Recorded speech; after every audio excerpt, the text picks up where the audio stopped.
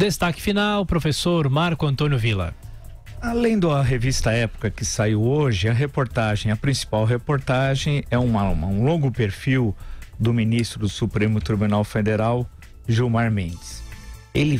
A reportagem é um conjunto de ataques. Ele ataca tudo e a todos, mesmo sendo ministro da Suprema Corte Brasileira. Seria impensável, por exemplo, nos Estados Unidos, para ter uma referência republicana de um país presidencialista, daí a comparação tem de ser com os Estados Unidos, e a nossa construção da Suprema Corte Brasileira teve como referência na República, que foi o STF, um produto da República Brasileira, a referência foi justamente a Suprema Corte norte-americana. Eu duvido que lá um ministro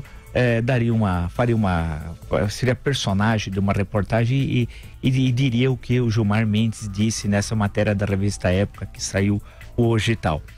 Interessante que quando ele logo chega à sua casa, a casa do Gilmar, realmente, acho que todos nós gostaríamos de ter. Eu fico sempre pensando como é que ele é um poupador, uma pessoa que acho que sempre cuidou até dos centavos como que recebe como ministro, porque a propriedade fica no setor de mansões à beira do Lago Paranoá, em Brasília. Poderia passar, de acordo com a reportagem, por um clube. A casa parece um clube, a contar pela piscina, que tem uma onça preta de cerâmica bebendo água, aí do mau gosto a toda a prova, mas o que eu vou fazer, né? Mas tem uma onça e uma edícula cheia de boias coloridas em formato de macarrão. Haja mau gosto, hein? Continua. Ou por uma fazenda urbana, com uma vista espetacular da cidade, árvores frutíferas, tudo na casa. Ele deve ter poupado muito, hein? Viveiros, patos, galinhas, cachorros, gatos, emas e até um pônei. Até um pônei. É brincadeira. E quando ele chegou nessa pequena casa, vamos chamar assim, de uma taperinha, ele desceu de um carro preto blindado, pago por eu, por você, por nós. E nesse carro preto blindado, de acordo com a reportagem, ele estava em companhia de 2 seguranças, pagos por eu, você, nós.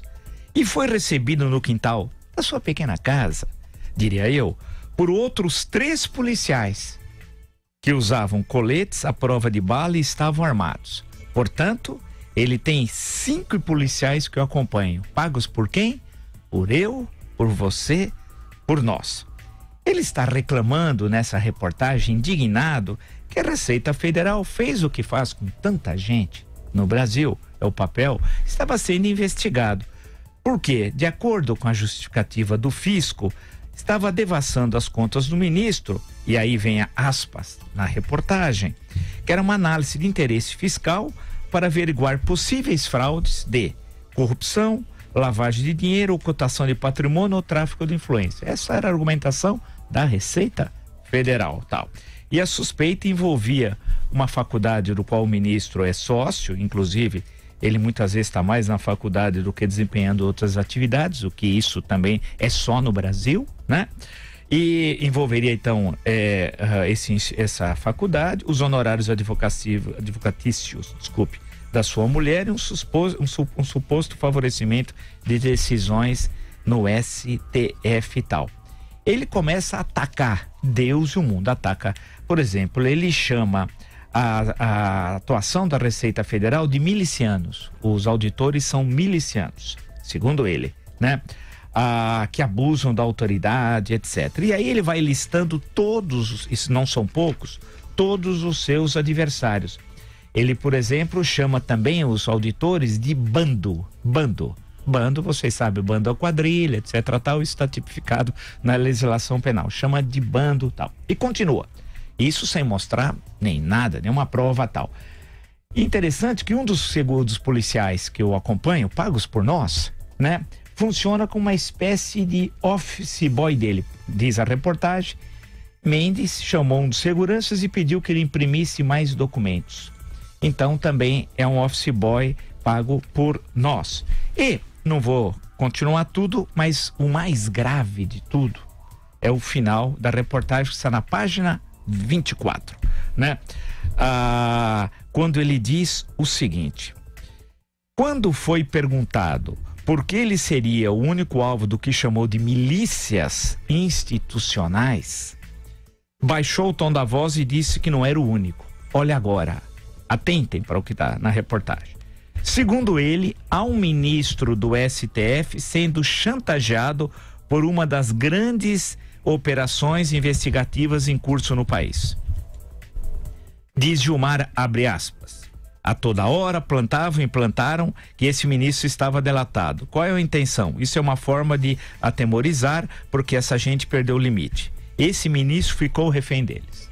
Então, o que eu digo, como cidadão brasileiro, é que Gilmar Mendes está prevaricando, né?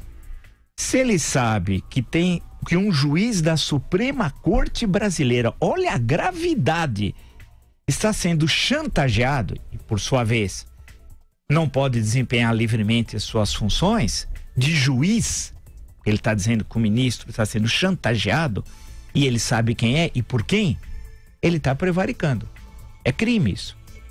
Há muitas solicitações de impeachment do ministro Gilmar Mendes, que isso é permitido, isso na nossa Constituição, né, de 1988 e na Lei 1079, 10 de abril de 1950, que regula esses casos de impeachment de ministro do STF.